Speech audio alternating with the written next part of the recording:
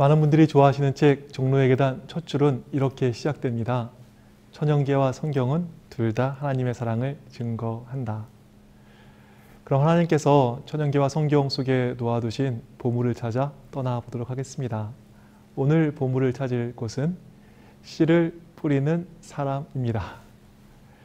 예수님께서는 비유로 가르치실 때가 많이 있으셨습니다. 그런데 이 씨 뿌리는 자의 비유는 특별한 의미가 있습니다. 마가복음 4장 13절에는 이런 말씀이 있습니다. 또 가라사대 너희가 이 비유를 알지 못할진대 어떻게 모든 비유를 알겠느뇨. 예수님께서는 씨 뿌리는 자의 비유를 모르면서 다른 비유는 어찌 알겠는가 라고 말씀하십니다. 즉 씨 뿌리는 자의 비유는 다른 비유를 해석하는 입문서와 같은 비유입니다. 그래서 이 비유는 정말 잘 알 필요가 있겠습니다. 그럼 우리 말씀을 보실까요? 마가복음 4장 3절입니다. 들으라 씨를 뿌리는 자가 뿌리러 나가서 뿌릴새 더러는 길가에 떨어지매 새들이 와서 먹어버렸고. 길가에 씨가 떨어졌습니다. 근데 길가는 어떤 땅인가요? 길이라고 하기에도 그렇고 또 밭이라고 하기에도 그런 어정쩡한 땅이 바로 길가입니다. 그런데 그 어정쩡한 가운데 있는 씨는 어떻게 되었죠? 새들이 와서 먹어버렸습니다. 여기서 얻을 중요한 진리가 있습니다. 길가에서 만나게 되는 대상이 있습니다. 누구를 만나지요? 새들. 새들이 누구지요? 마가복음 4장 15절에는 사단이라고 했습니다. 또 누가복음 8장 12절에는 마귀라고 했습니다. 또 마태복음 13장 19절에는 악한 자라고 이야기하고 있습니다. 길가는 밭이 되기도 하고 길이 되기도 합니다. 그래서 상황에 따라서 입장을 바꿀 수 있을 것 같아서 좋아 보이는데 새들은 어디로 와요? 길가로 옵니다. 사탄도 또 사탄이 주는 시험도 새들 오듯 그 어정쩡한 곳 길가에 더 오게 되는 것입니다. 베드로가 예수님께서 고난당하실 때 어떻게 따라갔습니까? 베드로는 제자가 아닌 것처럼 예수님을 따랐습니다. 그렇다고 일반인하고 똑같을 수는 없잖아요. 이 어정쩡함으로 예수님을 쫓아갔습니다. 이것에 대하여 시대의 소망은 이렇게 쓰고 있습니다. 무리가 불을 쬐고 있는데 베드로도 염치 없이 그들과 자리를 같이 하였다. 군중들과 섞여서 그는 예수님을 이곳으로 끌고 온 자들 중에 하나로 여겨지기를 바랐다. 그러나 불꽃이 베드로의 얼굴을 비추자 문을 지키던 여인이 그를 유심히 바라보았다. 그 여인은 그가 요한과 같이 들어오는 것을 보았고 그의 얼굴에 절망적인 모습을 보았다. 그리고는 그가 예수님의 제자일 것이라고 생각했다. 그는 베드로에게 너도 이 사람의 제자 중 하나가 아니냐고 물었다. 베드로는 대답하지 않을 수 없음을 알고 화를 내며 이 여자여 내가 저를 알지 못하노라고 말하였다. 베드로는 그의 진정한 신분을 나타내려고 하지 않았다. 무관심한 태도를 가장함으로 그는 자신을 원수의 편에 두었으며 쉽게 원수의 밥이 되었다.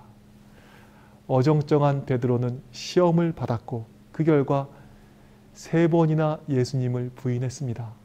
제자도 아니고 그렇다고 정말 폭도도 못 되었던 베드로는 너무나 쉽게 원수의 밥이 된 것입니다.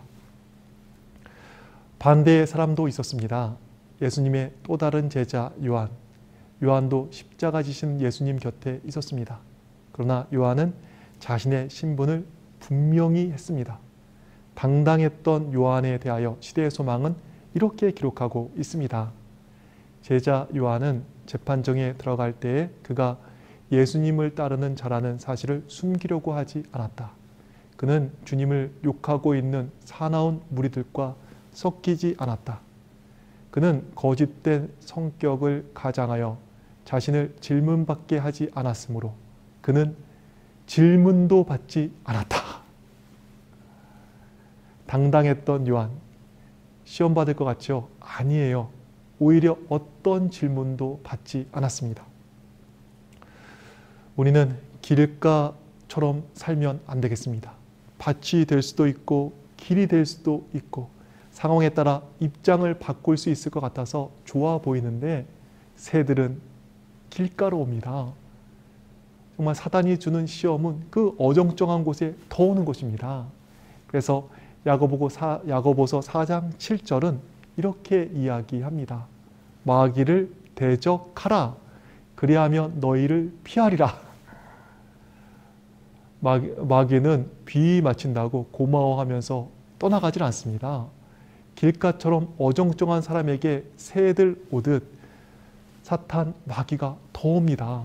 어정쩡한 베드로와 같을 때 온갖 시험이 더 오는 것입니다.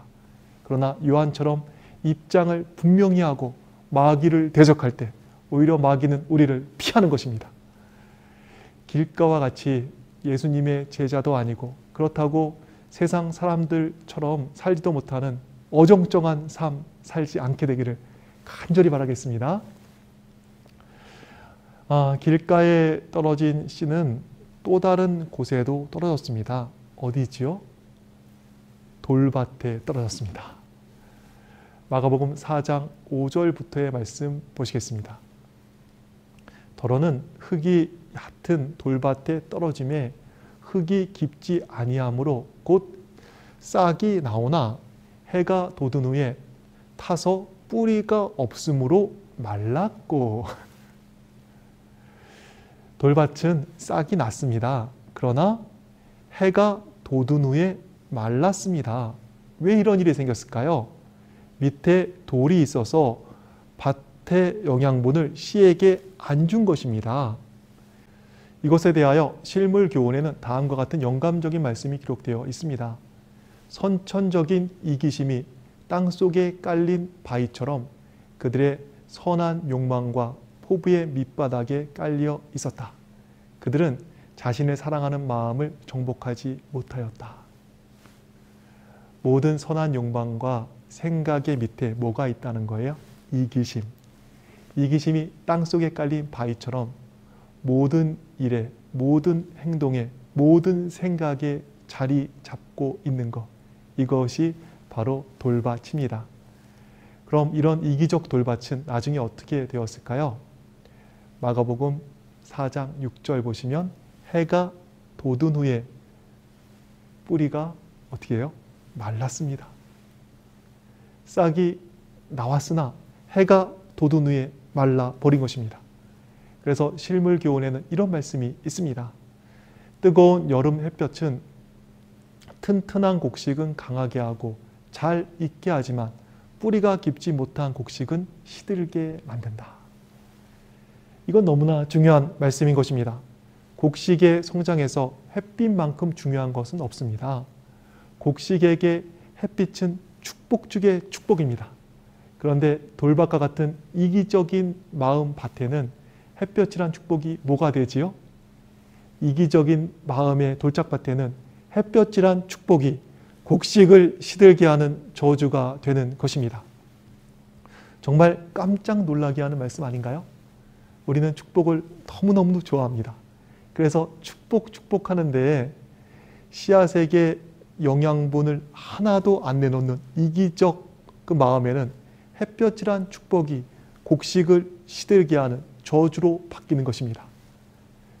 정말 축복을 원하십니까? 인생에서 축복보다 중요한 게 있습니다. 돌과 같은 마음의 이기심을 제하는 것입니다. 그래야 하나님의 축복이 내 삶의 진짜 축복으로 작용하는 것입니다. 우리 교회가 언제 풍성해지겠습니까? 많이 받을 때 아니죠. 많이 베풀고 많이 나눌 때 오히려 교회는 주님께서 주시는 축복을 참된 축복으로 누리는 축복이 넘치는 교회가 되는 것입니다. 그런데 자기 교회밖에 모르고 정말 손해 하나 안 보려고 하고 또 베풀 줄도 모를 때 틀림없습니다. 햇볕이란 축복에도 점점 시들어가게 될 것입니다. 예전 교회에 있을 때 이 말씀이 제 마음에 정말 탁 와 닿았습니다. 이기적인 마음에는 축복도 오히려 저주가 된다. 많이 받아서 축복이 아니라 베풀 때 축복을 축복으로 누리게 된다. 베푸는 교회, 나누는 교회 되자. 제가 있던 교회는 여러 교회에서 탐방을 오는 교회였습니다. 그 오시는 교회들 교회 구경시켜드리고 일일이 상담을 해드렸습니다. 그리고 오시는 교회에 밥도 저희가 다 사드렸습니다. 너무 대접을 잘해드려서 그런지 그 교회에 가면 또 잘해준다는 소문이 나서 그런지 정말 너무 많은 분들이 오셨습니다. 어떤 때에는 너무 많이 오셔가지고 아침에 한 팀, 또 점심에 한 팀, 또 저녁에 한 교회를 이렇게 안내해드리면 저녁 10시가 되었습니다. 하루 종일 말을 하니까 너무너무 힘이 든 것입니다. 또 저도 목회가 바쁘지 않겠습니까? 그런데 다른 교회를 위해서 시간을 써야 했습니다. 거기에 또 주위의 교회들 이게 좀 힘 좀 내시라고 또 일주일에 한 교회씩 떡도 이렇게 나누어 드리고 떡도 이렇게 돌려드렸습니다.